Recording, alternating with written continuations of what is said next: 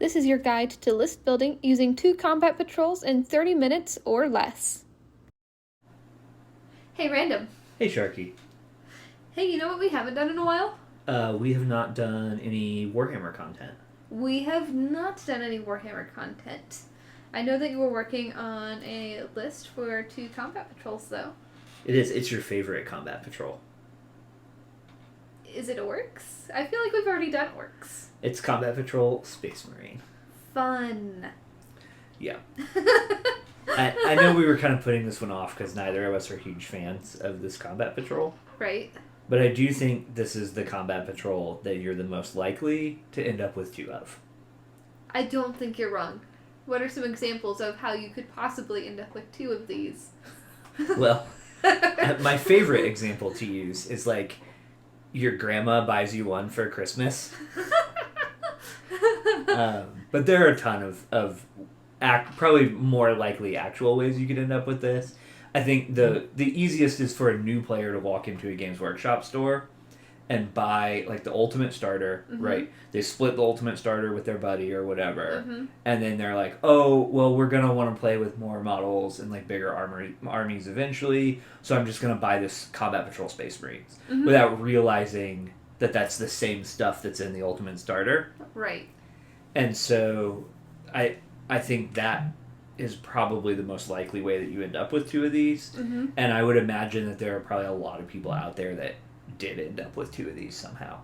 I think the full Combat Patrol was also in the Leviathan starter, along with like a ton of other stuff. But I could see how you could end up with a duplicate from that or something. So I think it's really likely that there are people out there that do have 2 of this. Okay. So this is probably a really useful video then. Yeah, I think it is the one. Like, I don't know that anybody's going out of their way to buy 2 Combat Patrol Necron or 2 Combat Patrol Orcs. And if they are, they're probably doing it kind of knowing they want to build a list out of it. I think this is the one where you could end up with 2 unintentionally. Yeah. So probably the most useful, especially if you're on like a monetary budget and you can't just rush out and afford to buy a bunch of stuff other than what you already have. You kind of have to work with what you got. Right. Kind of my take on this one anyway. So in 2 combat patrols, what you are going to get is you're going to get 2 captains in Terminator armor with power weapons and storm bolters. You're going to get 2 librarians in Terminator armor. You're going to get 10 Terminators with power fists, including 2 Terminators with assault cannons. And you're going to get 10 Infernus Marines. Now, as we're building this, there's a few things that, we will need to include into this, like the chapter and that kind of stuff. So let's start off with the chapter. What chapter are we picking? We are going to do Ultramarines. For Ultramar! Yeah. Yeah, for the Space Marine 2 crowd out there, for Ultramar. Ultramarines, I get it. They have a reputation as being a little boring or whatever. But, the chapter that you pick influences the special characters you can take. And so going Ultramarines is actually going to be important later in this list. Okay. So that's why we're doing Ultramarines. What detachment are we doing and why? And also maybe talk about the Warlord first. Yeah, so the Warlord, up to the 2,000 point list, the Warlord doesn't really matter. It can be any of the characters. So it can be either of the captains or the librarians. Okay. You probably will want to make it one of the librarians to start with, certainly at the 1,000 point mark, because they are going to have a squad of Terminators with them. We'll get into that when we kind of dissect the first list. Okay. But you probably will want one of the librarians to be your Warlord all the way up to 2,000 points. Okay. And then at 2,000 points, we're going to add a character, and that character will end up being your Warlord. Gotcha. So, detachment, what are we picking and why? So we're doing Gladius Task Force. And we're taking that because you get to choose a doctrine at the beginning of your command phase. That's like their special rule. And the doctrines are Assault Doctrine, Devastator Doctrine, and like Tactical Doctrine. Okay. Assault Doctrine lets you advance and charge. Devastator Doctrine lets you advance and shoot. Mm-hmm. And Tactical lets you fall back, shoot, and charge. Tactical, we're not going to dip into very much. It might be situationally useful as your games play out, but certainly we're going to make really heavy use of the other two. And there are also a ton of stratagems. Like 4 out of the 6 stratagems are incredibly useful for our army, Okay. and then one of them is just generically good all the time, and that is Armor of Contempt. I think almost every Space Marine detachment has some variation of Armor of Contempt, Mm-hmm. and it's just a defensive buff. It was too good, and it got changed in a balance patch 2 balance patches ago, and it's not quite as good as it used to be, but it is still very good. It just your opponent has minus it like if they have -1 AP, they go to -0. Okay. So it makes your opponent's AP worse by 1. Gotcha. Okay. Just for that attack. So it used to be for the whole phase. So like you could use it on a squad at the beginning of the shooting phase, and then all shooting done against them was just at a worse AP. Mm-hmm. Now it is just for one squad attacking them. Okay. So, but it's still pretty good. But the other 4 that we're really picking this for are Only in Death Does Duty End. So that one costs 2 command points, and it's a guaranteed fight on death. Nice. And I think that's also a quote in Space Marine too. Yeah, it's a very common theme among the Space Marines, and we really need a guaranteed fight on death because we have all these Terminators, and Terminators cost a lot of points, and you don't want your I paid a ton of points for this model to just die without doing anything. Mm-hmm. So a guaranteed fight on death is really good, especially in a really elite army like this. Mm-hmm. The other one we're looking for is Honor the Chapter. It's going to give us Lance and +1 AP if we're in Assault Doctrine. Okay. So the Lance is really good because you get +1 to wound against whatever you're charging. Mm-hmm. So the Space Marine Oath of Moment special rule already does that for us. It gives us +1 to wound against whatever our Oath of Moment target is. Okay. So what this allows us to do is charge into a different squad that isn't our Oath of Moment and still have +1 to wound. Nice. The other really nice stratagem that we're getting is Adaptive Strategy. Okay. And so this one lets us change our doctrine. What's nice about it is it combos really well with one of the abilities on these Captains and Terminator armor. They have an ability that's called Rites of Battle. Mm-hmm. What Rites of Battle lets you do is discount a stratagem by 1 command point. Oh, wow. So we can use this for free once a battle round. And that's kind of what we want to do with it, right? We want to use it once a battle round to pick a squad that needs a different doctrine than the rest of the army, put them in that doctrine, and just let them do whatever it is that they need to do that turn. Nice. And then the last one that we're getting is called Storm of Fire. It gives us Ignore Cover, which is really nice because the way that we had to configure the models because of the combat patrol, Mm-hmm. we're lacking some of the better weapon choices, and so ignoring cover is really good. And then the other thing is if we're in Devastator Doctrine, this also gives us an additional -1 AP. So for a lot of our weapons that don't have a good AP, this is gonna allow them to have at least some level of armor penetration. And when you add that to Ignore Cover, it's really gonna help kind of boost this army's ability to deal damage in shooting. So all of those stratagems are great, and Nice. you will probably want to take advantage of between 1 and 2 of them essentially every turn. Yeah, sounds like it. So we do have to add something to get to 1,000 points, right? Because we have about 860 points, I think, in this box, or in Yes. these 2 boxes. Yes. So to get to 1,000 points, we are going to add 1 ballistas dreadnought. Yeah, that's going to be a running thing. We're going to add more than one, but for right now, adding one. So the way that you'd probably want to run this at 1,000 points is you want both of your librarians with the Terminator squads, because they have, I think it's called Veil of Time, and it's going to give the Terminator squads sustained hits 1. So that's going to also increase the offensive power of those squads. You're going to run the 2 squads of Pyroblasters just on their own as like 2 5-man squads. The Pyroblasters? Infernus Marines. Sorry, Pyroblasters are what their gun is called. Oh, okay, gotcha. Fun. So I want a Pyroblaster.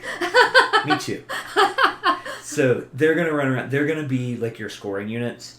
They don't really move fast enough to be a scoring unit, but they're kind of all we got. Okay. So that's the role that they're going to play. They also are pretty good at defending your backfield because they have flamethrowers, pyroblasters, and flamethrowers are really good at Overwatch. So, you know, they can just hang out on your home objective, especially if you're playing a mission where scoring your home objective is like critically important.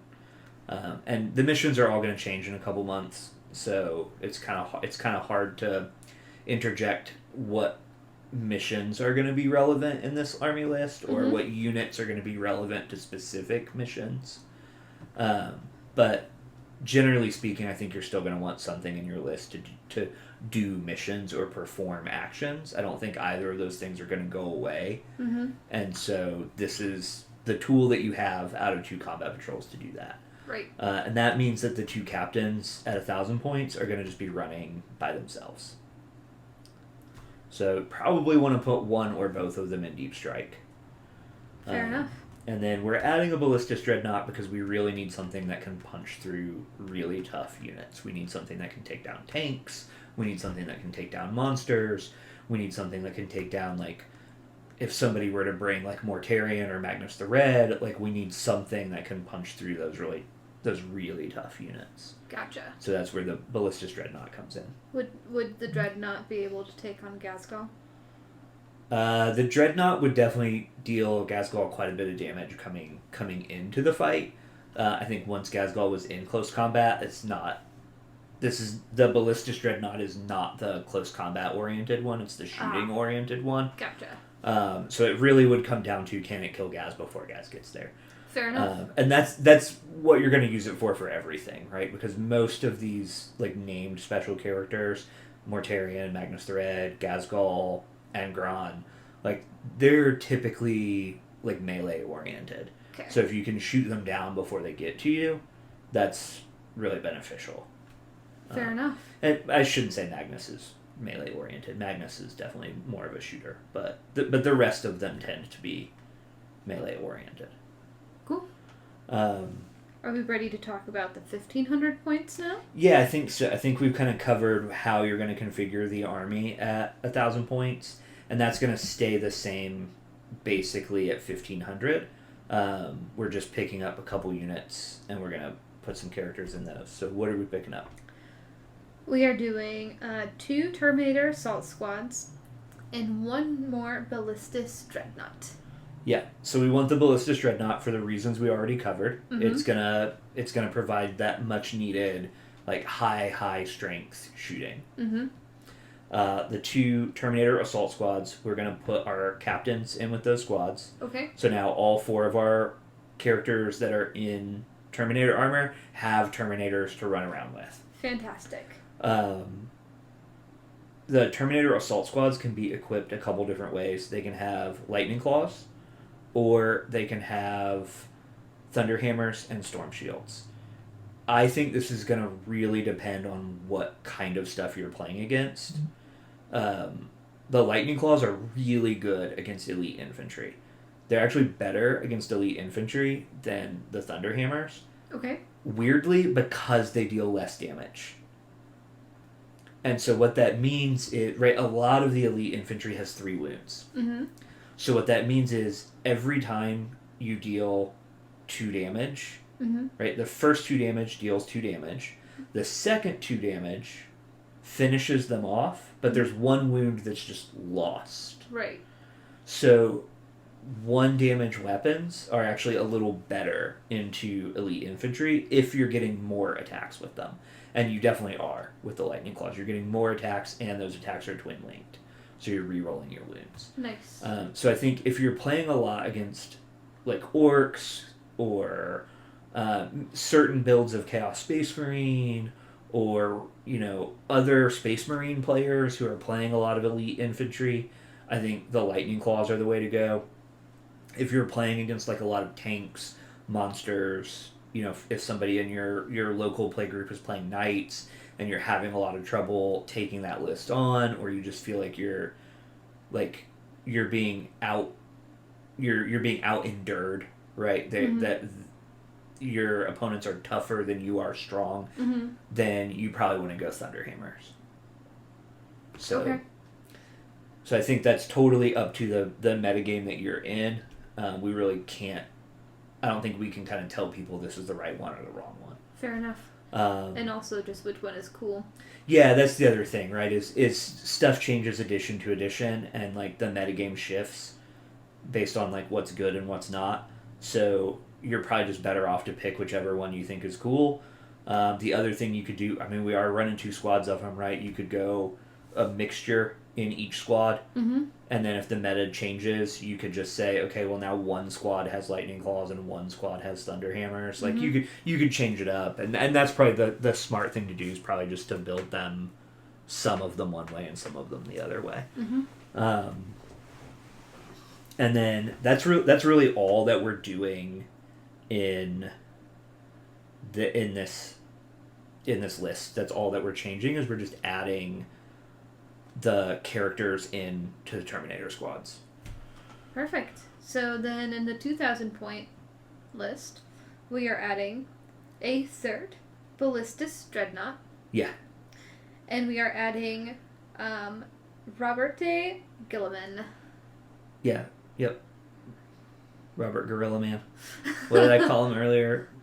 Garlic Knot Pizza Man? Yes, because I spelled Dreadnought here. Dread and then not like garlic knots. Yeah. yeah. So Garlic Knot Pizza Man is in the list. So what you get when you take Robert Gilliman is